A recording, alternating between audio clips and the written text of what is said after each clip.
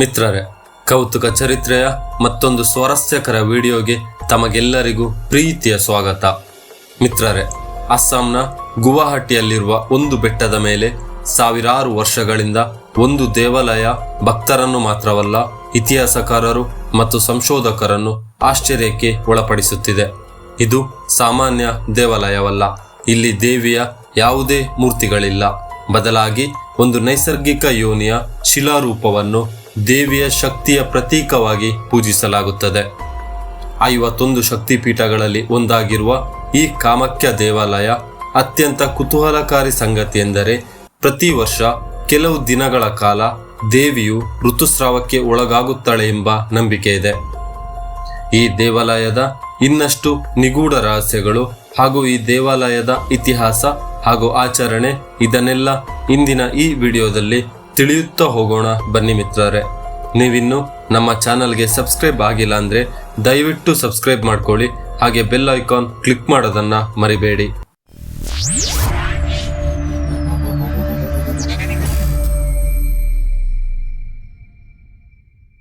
ಮಿತ್ರರೇ, ಕಾಮಾಖ್ಯ ದೇವಾಲಯವನ್ನು ಹಿಂದೂ ಧರ್ಮದ ಪ್ರಮುಖ 51 ಶಕ್ತಿಪೀಠಗಳಲ್ಲಿ ಒಂದೆಂದು ಪರಿಗಣಿಸಲಾಗುತ್ತದೆ.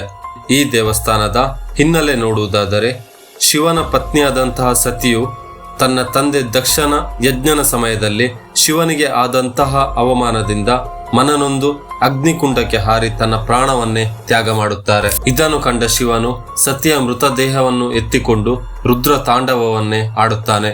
ಆಗ ಇಡೀ ಸೃಷ್ಟಿಯೇ ನಾಶ ಆಗುವ ಸೂಚನೆ ವಿಷ್ಣುವಿಗೆ ಗೊತ್ತಾಗುತ್ತದೆ. ಆಗ ಮಹಾವಿಷ್ಣುವು ತನ್ನ ಸುದರ್ಶನ ಚಕ್ರದಿಂದ ಸತಿಯ ದೇಹವನ್ನು 51 ಭಾಗಗಳಾಗಿ ಕತ್ತರಿಸುತ್ತಾರೆ. ಸತಿಯ ದೇಹದ 51 ಭಾಗಗಳು ಚದುರಿ ಈ ಭೂಮಿಯ ಮೇಲೆ ಎಲ್ಲೆಲ್ಲಿ ಬೀಳುತ್ತದೆಯೋ ಅಲ್ಲಿ 51 ಕಡೆ ಶಕ್ತಿಪೀಠ ಸೃಷ್ಟಿಯಾಗುತ್ತದೆ. ಅಸ್ಸಾಂನ ಗುವಾಹಟಿಯಲ್ಲಿ ಸತಿಯ ಯೋನಿಯ ಭಾಗ ಬಿದ್ದಿರುವುದರಿಂದ ಇಲ್ಲಿ ದೇವಿಯ ಯೋನಿಯ ಶಿಲಾರೂಪಕ್ಕೆ ಪೂಜೆ ನಡೆಯುತ್ತದೆ.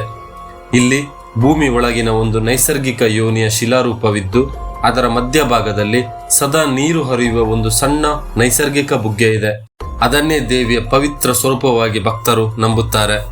ಮಿತ್ರರೇ, ನಾವು ಬದುಕುತ್ತಿರುವ ಈ ಜನ್ಮದಲ್ಲಿ ಪುನರ್ಜನ್ಮ ಬೇಕು, ಮಾಡಿದ ಕರ್ಮಗಳನ್ನೆಲ್ಲ ತೆಗೆದುಹಾಕಿ ಹೊಸ ಜನ್ಮವನ್ನು ಕರುಣಿಸು ಎಂದು ಬೇಡಿಕೊಳ್ಳಲು ಜಗತ್ತಿನ ಮೂಲೆ ಮೂಲೆಯಿಂದ ಜನರು ಇಲ್ಲಿಗೆ ಬರುತ್ತಾರೆ.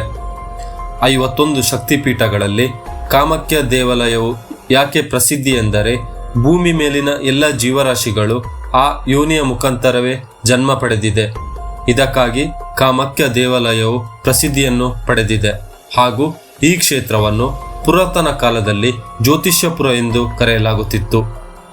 ಕಾಮಾಖ್ಯ ದೇವಿಯನ್ನು ಸರ್ವರ್ಥ ಪರಾದಾಯಿನಿ ಎಂದು ಕರೆಯಲಾಗುತ್ತದೆ.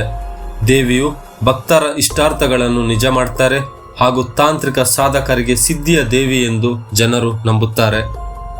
ಮಿತ್ರರೇ, ಪ್ರತಿ ವರ್ಷ ಜೂನ್ ಮಳೆಗಾಲದ ಸಮಯದಲ್ಲಿ ಇಲ್ಲಿ ನಡೆಯುವ ಅಂಬುಬಾಚಿ ಮೇಳದ ಸಂದರ್ಭದಲ್ಲಿ ಸಾವಿರಾರು ಸಾಧು ಸಂತರು, ತಾಂತ್ರಿಕ ಸಾಧಕರು, ಅಘೋರಿಗಳು ಹಾಗೂ ಹೆಚ್ಚಿನ ಸಂಖ್ಯೆಯಲ್ಲಿ ಮಹಿಳೆಯರು ಇಲ್ಲಿಗೆ ಆಗಮಿಸುತ್ತಾರೆ. ಈ ಸಮಯದಲ್ಲಿ ಕೆಲವು ದಿನಗಳ ಕಾಲ ದೇವಿಯು ಋತುಸ್ರಾವಕ್ಕೆ ಒಳಗಾಗುತ್ತಾಳೆ ಎಂಬ ನಂಬಿಕೆ ಇದೆ. ಈ ಅವಧಿಯಲ್ಲಿ ದೇವಸ್ಥಾನದ ಗರ್ಭಗುಡಿಯನ್ನು ಸಂಪೂರ್ಣವಾಗಿ ಮುಚ್ಚಲಾಗುತ್ತದೆ.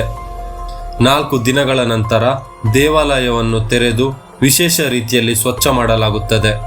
ನಂತರ ಭವ್ಯವಾದ ಪೂಜೆ ನೆರವೇರುತ್ತದೆ. ಮಿತ್ರರೇ, ಆಶ್ಚರ್ಯವೇನೆಂದರೆ, ದೇವಿ ಋತುಸ್ರಾವ ಆಗುವ ಸಮಯದಲ್ಲಿ ಇಲ್ಲಿ ಹರಿಯುವಂತಹ ಬ್ರಹ್ಮಪುತ್ರ ನದಿಯು ಕೆಂಪು ಬಣ್ಣದಲ್ಲಿ ಹರಿಯುತ್ತದೆ ಎನ್ನಲಾಗುತ್ತದೆ. ಹಾಗೂ ದೇವಿಯ ಯೋನಿಯ ಶಿಲಾರೂಪಕ್ಕೆ ಮುಚ್ಚಲಾದ ಕೆಂಪು ಬಟ್ಟೆಯನ್ನು ಬಂದಿರುವ ಭಕ್ತರಿಗೆ ಪ್ರಸಾದ ರೂಪದಲ್ಲಿ ಹಂಚಲಾಗುತ್ತದೆ. ಮಿತ್ರರೇ, ಇಲ್ಲಿ ಕಾಮ ಎಂದರೆ ಶಾರೀರಿಕ ಸುಖ ಎಂದು ಭಾವಿಸುತ್ತಾರೆ. ಆದರೆ ವಾಸ್ತವಕ್ಕೆ ಕಾಮಾಖ್ಯ ಎಂದರೆ ನಮ್ಮ ಆಸೆಯನ್ನು ಈಡೇರಿಸುವ ದೇವತೆ. ತನ್ನ ಜೀವನದಲ್ಲಿ ಏನೇನು ಆಸೆಗಳು ಇವೆಯೋ ಅದನ್ನು ಈಡೇರಿಸುವಂತಹ ದೇವಿಯೇ ಕಾಮಾಖ್ಯ, ಕಾಮ ಸ್ವರೂಪಿಣಿ. ಇಲ್ಲಿ ತಾಂತ್ರಿಕ ಸಿದ್ಧಿಯನ್ನು ಪಡೆಯಲು ಹಲವಾರು ಜನ ತಂತ್ರ ಸಾಧಕರು ಇಲ್ಲಿ ಕಾಣಸಿಗುತ್ತಾರೆ. ಮಿತ್ರರೇ, ಪುರಾಣದಲ್ಲಿ ನರಕಾಸುರನು ಇಲ್ಲಿ ವಾಸವಿದ್ದಂತಹ ಉಲ್ಲೇಖವಿದೆ. ನರಕಾಸುರನು ಇಲ್ಲಿ ವಾಸವಿದ್ದ ಶಕ್ತಿಶಾಲಿ ಅಸುರನಾಗಿರುತ್ತಾನೆ. ಆತ ಅನೇಕ ರೀತಿಯಲ್ಲಿ ತಾಂತ್ರಿಕ ಸಿದ್ಧಿಯನ್ನು ಪಡೆದು ಶಕ್ತಿಶಾಲಿ ಆಗಿ ಅಹಂಕಾರದಿಂದ ತ್ರಿಪುರ ಸುಂದರಿ ಕಾಮ ಸ್ವರೂಪಿಣಿ ದೇವಿಯ ಹತ್ತಿರ ಬಂದು ಮದುವೆಯ ಪ್ರಸ್ತಾಪವನ್ನು ಮಾಡುತ್ತಾನೆ. ಆಗ ದೇವಿಯು ಒಂದು ಷರತ್ತನ್ನು ಹಾಕುತ್ತಾರೆ. ಪರ್ವತದ ಮೇಲಿರುವ ದೇವಸ್ಥಾನಕ್ಕೆ ರಾತ್ರಿ ಬೆಳಕಾಗುವುದರ ಒಳಗೆ, ಕೋಳಿ ಕೂಗುವುದರ ಒಳಗೆ ಕಲ್ಲಿನ ಮೆಟ್ಟಿಲನ್ನು ನಿರ್ಮಿಸಬೇಕು ಎಂದು ಷರತ್ತು ಆಗುತ್ತದೆ. ಈ ಒಪ್ಪಂದಕ್ಕೆ ಸರಿ ಎಂದು ನರಕಾಸುರನು ಮೆಟ್ಟಿಲನ್ನು ನಿರ್ಮಿಸಲು ಪ್ರಾರಂಭಿಸುತ್ತಾನೆ. ಕೆಲಸ ಕೊನೆ ಹಂತಕ್ಕೆ ಬರುತ್ತದೆ. ಆದರೆ ಬೆಳಕಾಗುವ ಮೊದಲೇ ದೇವಿಯು ಕೋಳಿಯನ್ನು ಕೂಗಿಸುತ್ತಾರೆ. ನರಕಾಸುರನು ಕೋಪದಿಂದ ಆ ಕೆಲಸವನ್ನು ಅಲ್ಲಿಗೆ ನಿಲ್ಲಿಸಿ ಹೊರಟು ಹೋಗುತ್ತಾನೆ. ಮಿತ್ರರೇ, ನೀವು ಅಲ್ಲಿ ಅರ್ಧಕ್ಕೆ ನಿಂತಹ ಕಲ್ಲಿನ ಮೆಟ್ಟಿಲಿನ ಕುರುಹುಗಳು ಇಂದಿಗೂ ಕಾಣಬಹುದಾಗಿದೆ. ಮಿತ್ರರೇ, ಈ ದೇವಸ್ಥಾನದ ಮನೆತನ ಹಾಗೂ ರಾಜ ವಂಶಸ್ಥರಿಗೆ ಇಂದಿಗೂ ಕೂಡ ದೇವಿಯ ದರ್ಶನ ಮಾಡುವಂತಿಲ್ಲ. ಯಾಕೆಂದರೆ ಅಲ್ಲಿ ಪರಮಭಕ್ತ ಪುರೋಹಿತರು ದೇವಿಗೆ ಪೂಜೆಯನ್ನು ಮಾಡಬೇಕಾದರೆ ಪ್ರತಿದಿನ ಪುರೋಹಿತರಿಗೆ ದೇವಿಯು ದರ್ಶನವನ್ನು ಕೊಡುತ್ತಾ ಇದ್ದರು. ದೇವಸ್ಥಾನವನ್ನು ಪೋಷಿಸಿಕೊಂಡು ಬಂದಂತಹ ರಾಜ ವಂಶಸ್ಥರಿಗೆ ಈ ವಿಷಯವು ಗೊತ್ತಾಗುತ್ತದೆ. ಆಗ ಮಹಾರಾಜರು ಆ ಪುರೋಹಿತನ ಬಳಿ ದೇವಿಯ ದರ್ಶನವನ್ನು ಮಾಡಿಸು ಎಂದು ತುಂಬಾ ಕೇಳಿಕೊಳ್ಳುತ್ತಾರೆ. ಆದರೆ ಪುರೋಹಿತರು ಇದಕ್ಕೆ ಒಪ್ಪುವುದಿಲ್ಲ. ಕೊನೆಗೆ ಆ ಪುರೋಹಿತನಿಗೆ ಹೊಡೆದು ಬಡಿದು ಬಲವಂತವಾಗಿ ಪೂಜೆ ಮಾಡಲು ಹೇಳಲಾಗುತ್ತದೆ. ಆಗ ಪುರೋಹಿತರು ತನ್ನ ಕಣ್ಣಿಗೆ ಬಟ್ಟೆಯನ್ನು ಕಟ್ಟಿಕೊಂಡು ಪೂಜೆ ಪ್ರಾರಂಭವನ್ನು ಮಾಡುತ್ತಾರೆ. ಆಗ ದೇವಿಯು ಪ್ರತ್ಯಕ್ಷಳಾಗಿ ಪುರೋಹಿತನಿಗೆ ದರ್ಶನವನ್ನು ನೀಡುತ್ತಾಳೆ. ಆದರೆ ಇದನ್ನು ರಾಜನು ಕದ್ದು ನೋಡುತ್ತಿರುತ್ತಾನೆ. ಇದನ್ನು ತಿಳಿದ ದೇವಿಯು ಆ ರಾಜನಿಗೆ ಶಾಪವನ್ನು ಕೊಡುತ್ತಾಳೆ. ನನ್ನ ದರ್ಶನವನ್ನು ಇನ್ನು ಮುಂದೆ ನಿಮ್ಮ ವಂಶದವರು ಮಾಡುವ ಹಾಗಿಲ್ಲ. ಒಂದು ವೇಳೆ ಮಾಡಿದರೆ ನಿಮ್ಮ ವಂಶವನ್ನೇ ನಾಶ ಮಾಡುತ್ತೇನೆ ಎಂದು ಶಾಪ ಕೊಡುತ್ತಾಳೆ. ಹಾಗೂ ಇಂದಿಗೂ ಅವರ ವಂಶದವರಿಗೆ ದೇವಿಯ ದರ್ಶನ ಭಾಗ್ಯವಿಲ್ಲ. ಮಿತ್ರರೇ, ಯಾವ ಸಮಾಜ ಮಹಿಳೆಯ ಮುಟ್ಟನ್ನು ಅಪವಿತ್ರವೆಂದು ಹೇಳುತ್ತಾ ಬಂದಿದೆಯೋ ಅದೇ ಪವಿತ್ರ ಹಾಗೂ ಸೃಷ್ಟಿಗೆ ಅದೇ ಮೂಲ ಎಂದು ಜಗತ್ತಿಗೆ ಈ ದೇವಾಲಯವು ಸಾರುತ್ತಾ ಬಂದಿದೆ. ಕಾಮಾಖ್ಯ ದೇವಾಲಯದ ರಹಸ್ಯಗಳು ಉತ್ತರ ಸಿಕ್ಕರೂ ಮುಗಿಯುವುದಿಲ್ಲ. ಬದಲಾಗಿ ಪ್ರತಿಯೊಂದು ಉತ್ತರದ ಹಿಂದೆಯೂ ಮತ್ತೊಂದು ಪ್ರಶ್ನೆಯು ಹುಟ್ಟುತ್ತದೆ. ಆದರೆ ಒಂದು ವಿಷಯ ಮಾತ್ರ ನಿಜ, ಕಾಮಾಖ್ಯ ದೇವಾಲಯ ಕೇವಲ ಕಲ್ಲು ಮತ್ತು ಗೋಡೆಗಳಿಂದ ನಿರ್ಮಿಸಲಾದ ದೇವಾಲಯವಲ್ಲ. ಇದು ನಂಬಿಕೆ, ಸ್ತ್ರೀಶಕ್ತಿ, ಪುರಾಣ ಮತ್ತು ನಿಗೂಢತೆಯ ಸಂಗಮ. ಮಿತ್ರರೇ, ಇದಿಷ್ಟು ಕಾಮಾಖ್ಯ ದೇವಾಲಯದ ಸಂಕ್ಷಿಪ್ತ ವರದಿಯಾಗಿತ್ತು.